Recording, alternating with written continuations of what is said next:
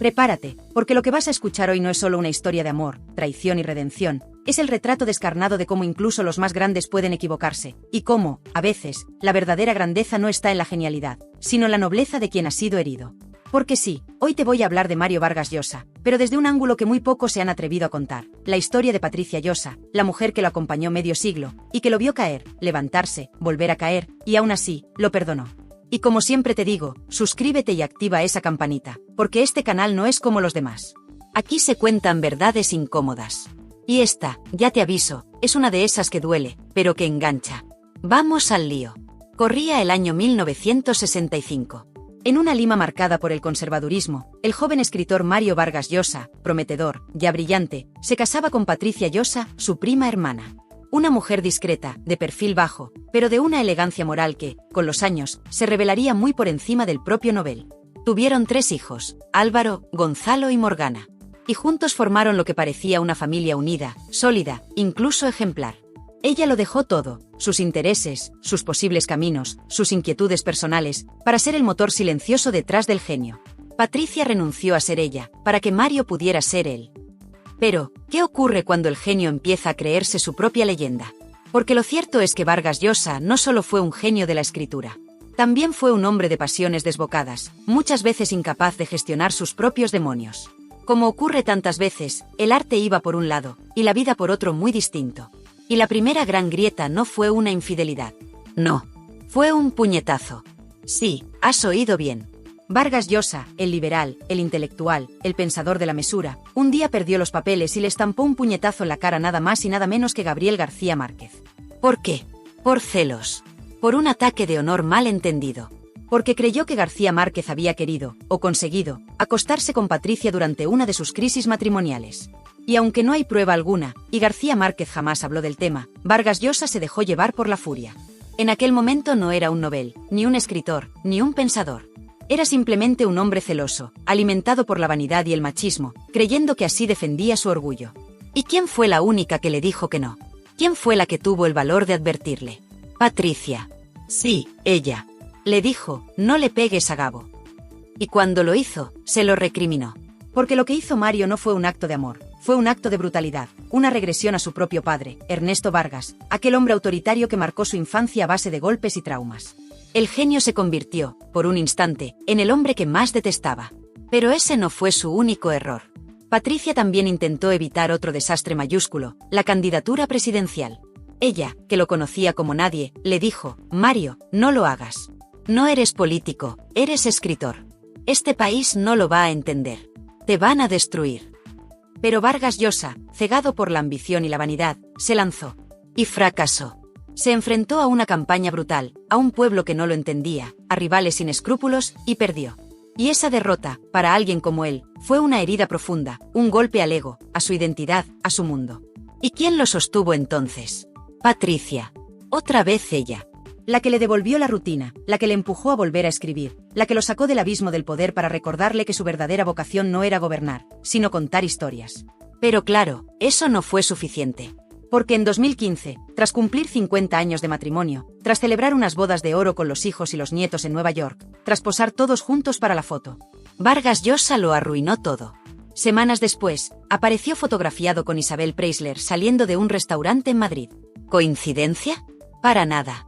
Fue una exclusiva pactada. Una traición con guión, con iluminación, con poses, con flash y portada. Porque si alguien sabe negociar su intimidad, esa es Isabel. Reina de la revista Hola, musa de la frivolidad, dueña del espectáculo. Lo opuesto a Patricia en absolutamente todo. Y aquí la pregunta es directa, ¿qué le pasó por la cabeza a Vargas Llosa? La respuesta es simple, y a la vez desgarradora, la vanidad.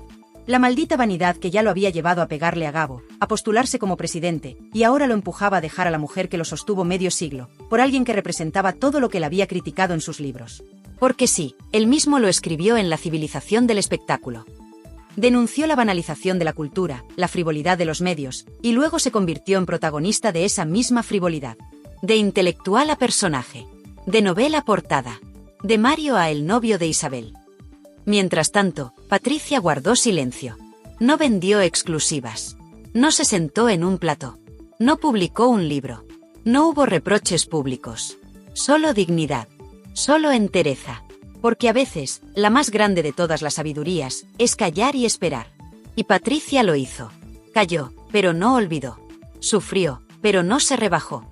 Y cuando el tiempo le dio la razón, no lo gritó a los cuatro vientos. Lo acogió. Lo perdonó. Le dio techo cuando ya no lo tenía. Lo acompañó cuando todos los focos se apagaron. Lo dejó morir a su lado. Después de 50 años de matrimonio con Patricia Llosa, tras formar una familia, compartir éxitos, derrotas, enfermedades, mudanzas, viajes, momentos de absoluta entrega y silencios cómplices, Mario Vargas Llosa decide romper con todo. Y lo hace, como no podía ser de otra manera, por la puerta grande del espectáculo. El mismo espectáculo que él tanto había criticado, ahora era su nueva casa. La imagen de la traición no fue una discusión en la intimidad. No fue una carta, ni un portazo, ni siquiera un adiós digno. No. La traición se gestó en una foto de portada, pactada, iluminada, estudiada, vendida a una revista que él mismo había despreciado en sus ensayos. Porque no lo olvidemos, el propio Vargas Llosa escribió con tono de superioridad intelectual que la revista Hola era el símbolo de la decadencia cultural, la cuna del esnovismo, el templo del vacío disfrazado de glamour. Y ahí estaba él. En esa portada. De la mano de Isabel Preisler. Sonriendo. Isabel, la reina indiscutible de la exclusividad, sabía perfectamente cómo se manejan los tempos del marketing personal. Viuda reciente de Miguel Boyer, heredera emocional de Julio Iglesias, madre de hijos que han vivido entre platós y cheques, había encontrado en Mario no solo una pareja, sino un nuevo personaje para su historia mediática. Y la jugada fue perfecta, Mario e Isabel, el amor inesperado. Un Nobel en la civilización del espectáculo. Un trofeo nuevo para una mujer que lo había visto todo, menos eso. Y aquí empieza una de las etapas más contradictorias, ridículas y emocionalmente turbias de toda la trayectoria del genio. Vargas Llosa no solo dejó a Patricia, sino que se instaló directamente en la casa de Isabel, en Puerta de Hierro. El mismo dormitorio donde dormía Boyer, la misma biblioteca, los mismos sillones. Y lo más impactante de todo, según ciertos periodistas de renombre, Mario llegó a pagar un alquiler mensual por vivir allí. Algunos afirmaron que era de 80.000 euros, aunque se antoja exagerado. ¿Real? ¿Ficción? ¿Exclusiva encubierta? El dato, aunque debatido, no deja de ser revelador. Porque el hombre que tanto criticó la frivolidad, ahora la financiaba. Y lo hacía con estilo. Había dejado de ser escritor para convertirse en acompañante de celebridad. Y, claro, el entorno familiar no lo encajó bien. Sus hijos, especialmente Gonzalo y Morgana, no pudieron evitar el rechazo. No solo por la traición a su madre, sino por la forma. Porque todos sabían que no era la primera vez que Mario tenía una aventura. Patricia lo había perdonado antes. Había habido otras mujeres, otras huidas, pero siempre regresaba. Esta vez no. Esta vez el regreso no estaba previsto. El Nobel se había enamorado, o eso decía, y estaba dispuesto a dejarlo todo por esa mujer que lo miraba a través de un objetivo de cámara, y pensaba en la cifra de la exclusiva. Porque hay que entender algo, Isabel Preisler no es solo una figura pública. Es una empresa. Su imagen genera dinero. Cada entrevista, cada foto, cada aparición está cuidadosamente medida, pactada, monetizada. Ella no concede entrevistas, negocia contratos. Y en ese escenario se encontró Vargas Llosa. Un Nobel en zapatillas, cenando con celebridades que jamás habían leído sus novelas. Una mente brillante rodeada de discursos vacíos. Un hombre que, por amor o por ilusión, terminó despreciando su propia coherencia intelectual. ¿Y qué hizo Patricia mientras tanto? Calló. No habló. No vendió. No se defendió. No necesitaba hacerlo. Porque cuando la verdad es tan rotunda, tan evidente, no hace falta gritarla. Y además, Patricia conocía algo que Isabel nunca supo, como era Vargas Llosa de verdad, sin poses, sin focos, sin maquillaje. Sabía sus temores, sus inseguridades, sus contradicciones. Y sabía que, tarde o temprano, la realidad se impondría sobre la fantasía. Pero el espectáculo tenía que continuar. En marzo de 2016, Mario cumplió 80 años. Y organizó una fiesta en el Hotel Villa Magna de Madrid. Una fiesta que dijo más de lo que parecía. Porque a esa celebración no acudieron sus grandes colegas literarios. No estaban los escritores, no estaban los editores, no estaban los lectores. Estaban los políticos. Felipe González, Aznar, Rajoy, Esperanza Aguirre, Albert Rivera, Rosa Díez, Álvaro Uribe, Sebastián Piñera. Fue una fiesta de poder, no de cultura. De discurso, no de fue. Y eso, dicen los que estaban cerca, fue el principio del fin. Porque allí, en esa cama, solo, enfermo, desorientado, empezó a entender muchas cosas. Y cuando recobró fuerzas, cuando se enfrentó a su propia mortalidad, cuando los focos empezaron a apagarse, vio con claridad lo que había perdido. Y entonces ocurrió lo impensable, dejó a Isabel. No fue ella quien lo abandonó. Fue él. Y no por enfermedad, como dijeron algunos. No. Fue por hartazgo. Por decepción. Por liberación. Habían sido 7 años de circo, de mascaradas, de poses, de banalidad. Y al final, el escritor que había descrito mejor que nadie las pasiones humanas, volvió al lugar donde jamás debió irse, la casa de Patricia. Y allí, sin rencores, sin humillaciones, ella lo acogió. Lo cuidó. Lo acompañó. Le devolvió la dignidad. Y todo esto, querido espectador, es solo la mitad del relato. El regreso de Vargas Llosa a la casa de Patricia no fue un gesto romántico, ni una reconciliación de cuento. No hubo flores, ni serenatas, ni discursos emotivos. Lo que hubo fue realidad pura, humana, dura, dolorosa y extraordinariamente noble. Patricia Llosa, que tenía todas las razones del mundo para darle la espalda al hombre que la había humillado en la prensa, decidió hacer todo lo contrario, abrirle las puertas. Literal y simbólicamente.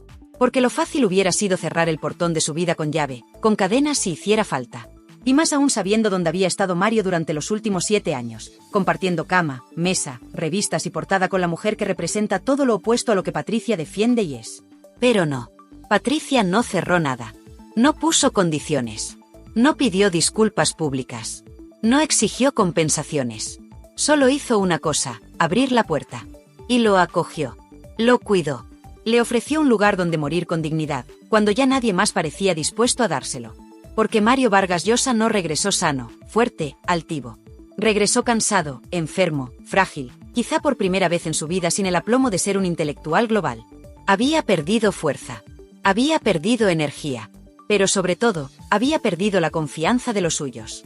Porque sus hijos, Gonzalo, Morgana y, en menor medida, Álvaro, no lo miraban con los mismos ojos. Ellos vieron cómo su padre se alejó de la familia para correr detrás del brillo fácil. Vieron cómo abandonaba a su madre con una frialdad calculada. Vieron cómo su apellido era utilizado como mercancía mediática, vendido a cambio de exclusivas en la revista que él mismo había despreciado durante décadas. Y todo eso dolía. Y pesaba.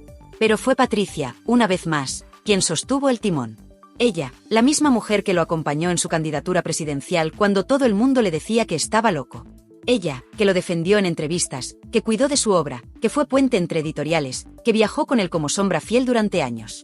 Ella fue quien, al final, le dio el mayor regalo que puede ofrecer un ser humano a otro, el perdón. Y no fue un perdón de palabra. No hubo discursos ni frases para el titular. Fue un perdón silencioso, hecho de gestos, de tés calientes, de llamadas al médico, de mantas dobladas al pie de la cama. Fue el perdón que se traduce en compañía. Que no necesita firmarse ante notario, ni sellarse con una exclusiva. Fue el perdón que no se ve, pero que se siente en cada rincón. Mientras tanto, el entorno de Isabel Preisler optó por el silencio frío. No hubo comunicado, no hubo lágrimas en televisión, no hubo ni una declaración amable sobre Mario. Porque en ese mundo de portadas, quien no factura, no existe. Y Mario, enfermo, deslucido, con el aura de estrella apagada, ya no generaba rentabilidad. Ya no interesaba. Lo que antes era deseo, admiración, glamour, se convirtió en carga. Y ahí es donde muchos empiezan a hablar, bajito, entre bastidores. ¿Qué pasó realmente entre Vargas Llosa e Isabel? ¿Fue solo una pasión fulminante que se apagó? ¿O hubo un componente económico, estratégico, de mutuo beneficio, que dejó de tener sentido con el paso del tiempo? Porque no es casual que, a los pocos meses de romper con Isabel, empezaran a circular informaciones inquietantes sobre el estado financiero de Vargas Llosa. Alguna, traicionada por una relación que empezó mientras ella seguía siendo su esposa, decide acoger al hombre que la abandonó para que muera en paz, rodeado de sus nietos. Esa es la clase de amor que no se compra con dinero, ni con joyas, ni con portadas en revistas. Eso es humanidad. Eso es grandeza. Y es ahí donde empieza a construirse la verdadera historia de redención. No la de Mario. La de Patricia. Porque mientras él iba cayendo, deslizándose por un tobogán de contradicciones, incoherencias, decisiones impulsivas y vanidades tardías, ella iba elevándose. Se transformó en la figura digna de una novela que nunca escribió, pero que vivió en carne viva. Y no hace falta imaginar demasiado para intuir que, en las últimas semanas, en esos días de recogimiento, de silencio, de cuidados, Mario empezó a recordar, a comprender, a mirar atrás y a entender que la felicidad nunca estuvo en la portada de una revista, ni en la cama de una viuda glamurosa, ni en las fiestas con políticos. La felicidad había estado siempre a su lado, esperándole en un gesto, en una mirada, en una mujer que lo conocía mejor que nadie. Porque Patricia no solo fue su esposa. Fue su consejera, su editora silenciosa, su compañera de mesa, su aliada política, su cómplice familiar.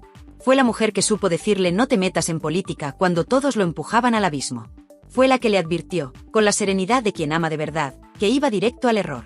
Y fue la que lo sostuvo cuando ese error ya se había materializado. Y así, el círculo se cerró. El hombre que huyó de la cultura para abrazar el espectáculo, que escribió contra ola y terminó posando para sus cámaras, que dejó a la mujer de su vida por una aventura mediática, volvió derrotado, pero humano.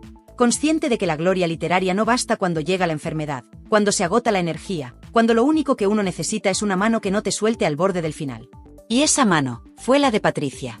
El final estaba cerca. El hombre que alguna vez llenó auditorios enteros con sus palabras, que fue venerado por sus nietos, con sus hijos entrando y saliendo, evitando escándalos, susurrando entre habitaciones para no alterar la paz de los últimos días. Murió sin la fanfarria del genio, sin las cámaras de televisión apuntándole como en sus tiempos con la Preisler. Murió en la intimidad de una familia que se rompió hace años, pero que Patricia volvió a armar en silencio. Y esa es la gran lección, no se trata de cómo vivió, sino de cómo murió. Murió reconociendo sus errores. Murió sin defensas, sin orgullo, sin la altivez que lo caracterizó en vida. Murió consciente, o al menos así lo dicen los suyos, de que el camino que eligió en sus últimos años fue un error. No solo por haber dejado a Patricia. No solo por haberse entregado al circo mediático que tanto criticó. No.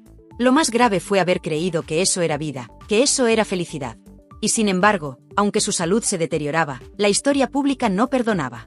Seguían apareciendo titulares. Algunos insinuaban que Mario se había arruinado económicamente, que la relación con Isabel había sido tan pasional como interesada, que había pagado por vivir en su casa, incluso que su salida del foco mediático había sido más decisión de Isabel que suya. Pero Patricia no entró en ese juego. Nunca concedió una entrevista. Nunca se vendió a ninguna revista. Nunca soltó una sola frase hiriente. Su venganza fue la más elegante, darle a Mario lo que Isabel jamás podría ofrecerle, una muerte digna.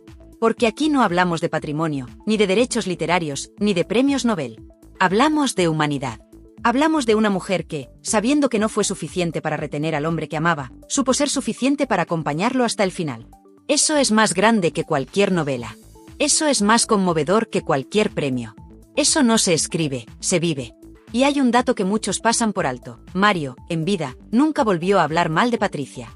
Nunca negó su grandeza, nunca la ridiculizó, ni la despreció, como sí hizo, en parte, con algunos compañeros de generación o enemigos políticos. Con Patricia, guardó un silencio respetuoso, incluso cuando ya estaba viviendo con Isabel. Incluso cuando muchos le preguntaban por qué había dejado a su mujer de toda la vida. Nunca contestó con desdén.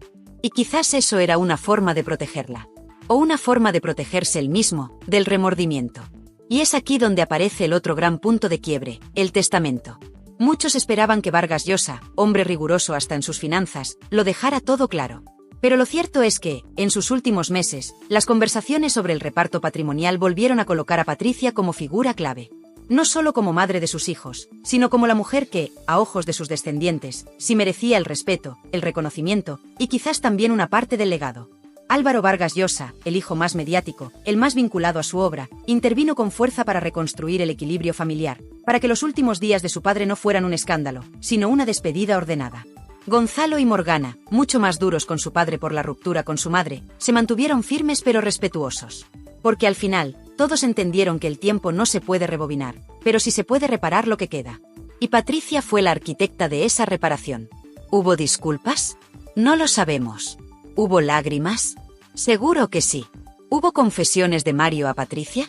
Posiblemente. O tal vez no hicieron falta. Porque hay verdades que no se dicen, se entienden. Y cuando le entró de nuevo en su casa, arrastrando los pies, ella ya lo sabía todo. No necesitaba escucharlo. Lo veía en sus ojos. Y en paralelo, Isabel Preisler guardó silencio. No hubo comunicados, ni respuestas, ni aclaraciones. Su entorno filtró que la relación había terminado de mutuo acuerdo, que no había resentimiento. Pero muchos interpretaron ese silencio como indiferencia. No le acompañó en la enfermedad. No visitó Lima. No envió mensaje alguno a la familia. Ni siquiera cuando se conoció la noticia de su muerte. Y eso, para muchos, fue el clavo final del ataúd mediático de Isabel. Quedó claro que aquella historia no fue de amor eterno. Fue de interés mutuo. Y cuando el interés desapareció, cada uno volvió a su sitio. Mario, al suyo. El de siempre. El que compartió con Patricia. Y con sus hijos. Y con sus libros. Y con su historia. Porque por mucho que intentara reinventarse con fiestas, relojes de lujo y cenas en Puerta de Hierro, su lugar era ese sofá en Lima. El lugar donde podía dejarse caer, sin tener que demostrar nada. Sin tener que posar. Sin tener que sonreír para la cámara. Solo ser. Solo estar. Solo morir. Y lo hizo. Sin estridencias. Sin escándalos. Rodeado por quienes, pese a todo, nunca lo abandonaron. En la memoria colectiva quedará siempre aquel Mario Vargas Llosa audaz, brillante, desafiante del orden, fustigador de tiranos, amador de la libertad. Pero lo que pocos han visto es cómo fue ese otro Mario, el Mario cansado, agotado, dependiente, confuso, pero aún orgulloso, que pasó sus últimas semanas en el rincón más íntimo de su vida, el piso limeño que un día compartió con Patricia Llosa. Allí, entre muebles discretos, fotos familiares, libros polvorientos y una cama bien colocada junto a una ventana con cortinas blancas, terminó su camino el escritor que quiso ser presidente, el político que quiso cambiar Perú, el hombre que un día creyó que el amor tenía forma de portada en ola, y que al final se dio cuenta de que el verdadero amor ni posa, ni cobra, ni presume. Las semanas previas a su muerte fueron un desfile silencioso de cuidados, de miradas cómplices, de heridas suturadas sin necesidad de palabras. Patricia, discreta y firme, fue la única que no exigió explicaciones. No hubo por qué volviste, ni qué pasó con ella. Lo acogió con la sobriedad de quien ha decidido, no solo perdonar, sino curar las cicatrices que la vida se empeñó en abrir. Y ahí estaba él, Mario, de nuevo en casa, como si el tiempo no hubiera pasado, como si nunca se hubiese ido. Pero su cuerpo sí lo recordaba. Estaba ya frágil, convaleciente, vigilado constantemente por médicos, enfermeros y sobre todo, por Patricia. Los hijos venían y se turnaban, en especial Gonzalo y Morgana. Álvaro, siempre más mediático y cercano a la obra de su padre, coordinaba las visitas con un ojo puesto en la prensa y otro en la herencia. No querían titulares, no querían polémicas. Solo querían cuidar la imagen final del patriarca. Que muriera como un grande. Que no se repitiese la historia de otros ídolos que mueren solos, arrastrados por el escándalo. Y en eso, Patricia volvió a ser la clave. Ella impuso una regla básica: aquí no se viene a ajustar cuentas. Aquí se viene a cuidar. Y esa fue la línea que separó el pasado del presente. No importaba si Mario había defraudado, si había sido infiel, si había decepcionado a sus hijos. Ahora, era un hombre mayor, al que le quedaban días o semanas. Y esas semanas iban a ser dignas. Así lo decidió ella. Los días pasaban entre pequeñas rutinas, el café por la mañana, algún intento de leer aunque la vista ya no ayudara, recuerdos dispersos, fragmentos de conversaciones que se apagaban a mitad. Vargas Llosa ya no escribía, pero hablaba. Y hablaba con Patricia. Cuentan que recordaban anécdotas antiguas, viajes, el Nobel, los días en Londres, en París, en Barcelona. No hablaban de Isabel. No hacía falta. Lo que no se nombra, también pesa. Una de las escenas más conmovedoras ocurrió una tarde cualquiera, cuando Vargas Llosa, ya debilitado, pidió que le pusieran uno de sus libros en la mano. No para leerlo. Solo para tocarlo. Para tener la sensación de que, pese a todo, seguía siendo un escritor. Eligió La fiesta del chivo, una de sus obras más crudas. La sostuvo un rato, cerró los ojos, y dijo: esto sí que fue útil, esto sí que valió la pena. Nadie supo si hablaba de la novela, o de haber vuelto a casa. En paralelo, desde España, el entorno de Isabel Preisler permanecía en absoluto silencio. Ni una llamada, ni un mensaje, ni una flor enviada. Nada. Para los hijos de Mario, ese fue el gesto que terminó por cerrar una herida que ya supuraba desde hacía años. Confirmaba lo que sospechaban, que aquella relación fue un paréntesis frívolo en la vida de su padre, más ligado a la imagen que al afecto, más cercano al escaparate que al hogar. Isabel había sido parte de la escenografía, no del guión principal. En estas semanas, Patricia no solo lo cuidó físicamente, también blindó su imagen. Se negó a que hubiera cámaras. Prohibió visitas de terceros. Incluso rechazó una oferta de un medio internacional para dar una entrevista exclusiva por un alto precio. No lo hago por él, dijo. Lo hago por lo que fuimos. Y con eso zanjó el asunto. Mientras tanto, en Madrid, el piso de Mario continuaba bajo litigio con Hacienda. Allí, en la calle Flora, seguía presente la sombra de una deuda, de una investigación fiscal que amenazaba con embargar la propiedad.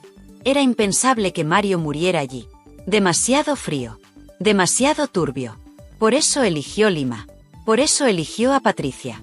Y aquí viene una de las decisiones más fuertes de esas semanas: el testamento. Consciente de su final, Mario decidió reescribir partes de su voluntad. Aseguró que Patricia tuviera una parte fundamental de su patrimonio, no solo por ser madre de sus hijos, sino por haber sido el último refugio. Y dejó estipulado que sus memorias inacabadas, si algún día se publicaban, deberían mencionar su nombre con gratitud.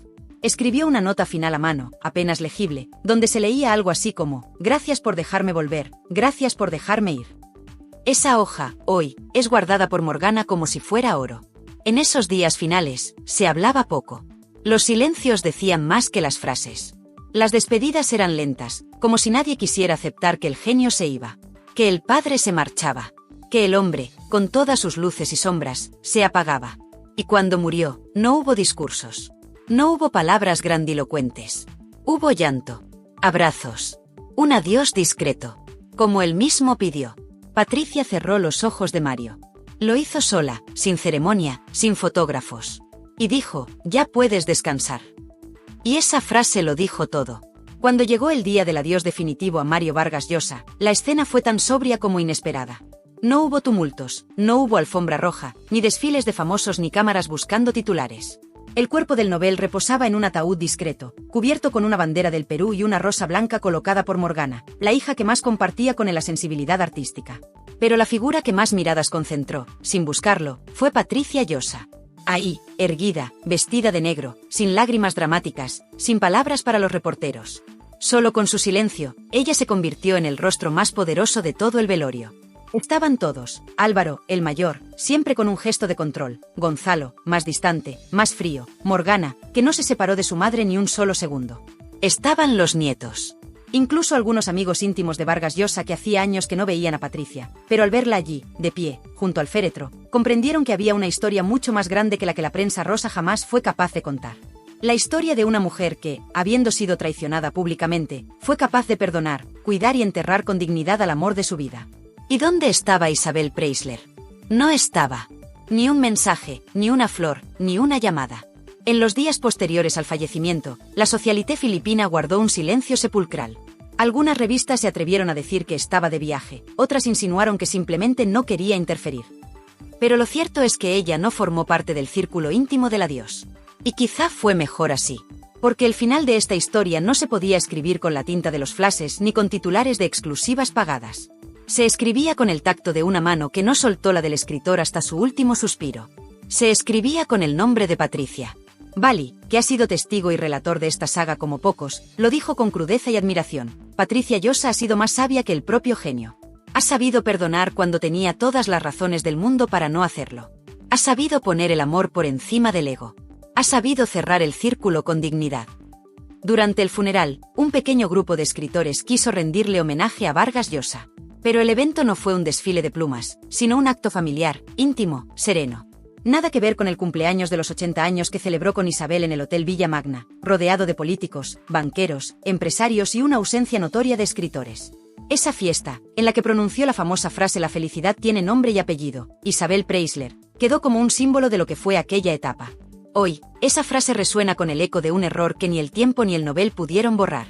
El legado literario de Vargas Llosa es innegable. Nadie puede dudar de su genio, de su capacidad para retratar la corrupción, el poder, el deseo, la miseria y la épica en América Latina.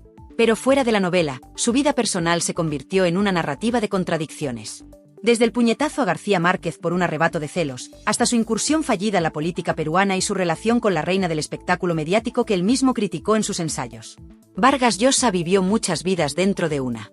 Y no todas fueron coherentes. Pero aquí no estamos para juzgarlo. Aquí estamos para entender lo que pasó, para mirar más allá del personaje público y descubrir que, al final, el genio también fue humano.